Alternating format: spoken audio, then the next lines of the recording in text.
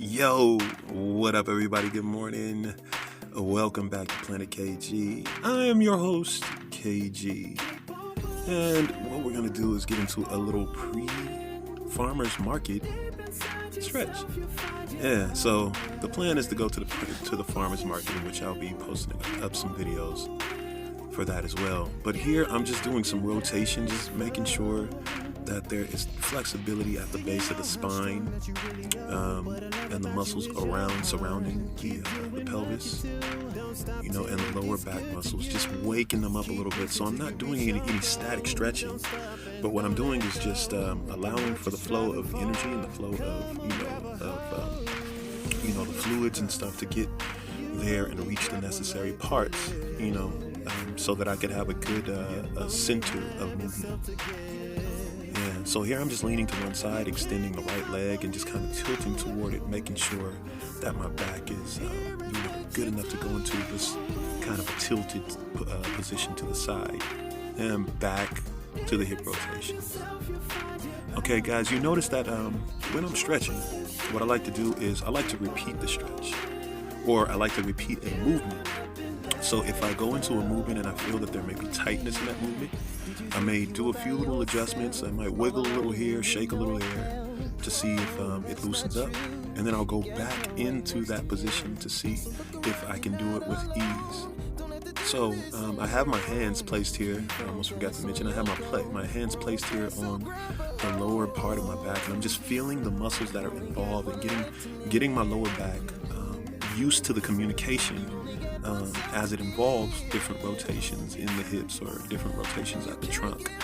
And now I'm just pressing on certain tight spots in particular areas of my back, and shifting to make sure that I have freedom of movement as I bend at the waist and as I bend at the knee, so that femur is getting the best movement possible with no restriction coming from, say, the gluteus maximus or from the lower back muscles. Good. So here, what I'm doing is stretching it all the way out from the tail of my spine up to the crown of my head, and I'm trying to lengthen that spine by sitting back like this.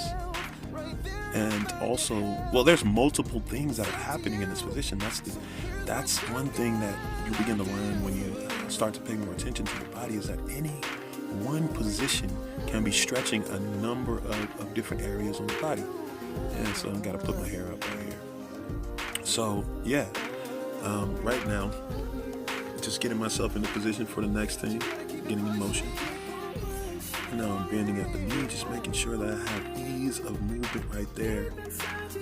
And especially because I did a move and I went a little bit too hard and I didn't prep myself properly, and it caused a little bit of tightness, a little bit of shock, but I'm recovering quite well. So here you're lifting at the knee, you're making sure that your spine is stacked, meaning that it's staying erect and that there's no bend or arch in your back, in the middle of your back. But trying to keep that position nice and tall and strengthening that standing supporting leg. Good, alternating over to the other side. I'm soaking in the sunlight and taking in some fresh air here with my flowers and my plants that have been here. They're like part of the family. They've been here since I moved here a while ago. Now just raising the knee, making sure that the gluteus maximus is loosening and not pulling the leg back down as to cause problem up the chain of your spine. Remember, if one of the muscles or if some of the muscles in that area, especially the lower back, if they're pulling in any given direction and they're pulling too much, it can cause certain misalignments and injury even if you're not careful to loosen up your body. And stretching is something that can be done at any age. This right here can be done at any age. If you're a child that's walking, if you have children that's walking age, they can do these things, but just turn it into like a fun game so that they get into the practice of stretching and keeping their bodies limber, because it will be important, all throughout the course of life. Good. I have my hands here on the small of my back, right at the iliac crest, right at the crest of my pelvis. I'm just feeling around for those tight muscles and giving them a press. Just kind of gently pressing on them, not too hard. Yeah. For stubborn muscles, You want to press hard onto the muscle, just firmly, not to where it's painful, but just enough to where you can shift your pelvis around and align it. Yeah, so shifting the pelvis, making sure that that pelvis is in its correct position. And of course, when you're doing kicks or squats or just like this lunge that I'm doing right here, and know my back leg is not completely straight. I'm working within this range, and then eventually I'll lengthen more and get that leg straight. Yeah, so back to what I was saying. Basically, your pelvis, it goes through many different shifts. For example, when I'm doing this right here, I'm kind of moving axially, rotating actually at the waist. And now I'm just dropping my hips and trying to get those hips to open up to, get my pelvis down closer to the ground in this position right here. And these tilts and rocks and moves in the pelvis, you have to make sure that you have flexibility in these areas, because it's very important for bending and squatting and even side kicks, or front or any kind of kick. If you're a martial artist or a dancer, your pelvis is constantly shifting as you turn. It's turning. It's rotating. The hip is rotating. If you're doing say in Muay Thai a round kick, or even in Taekwondo when you're doing roundhouse kicks, your pelvis is undergoing different shifts, so it has to get used to those ranges of motion so that you're able to do them very, very smoothly.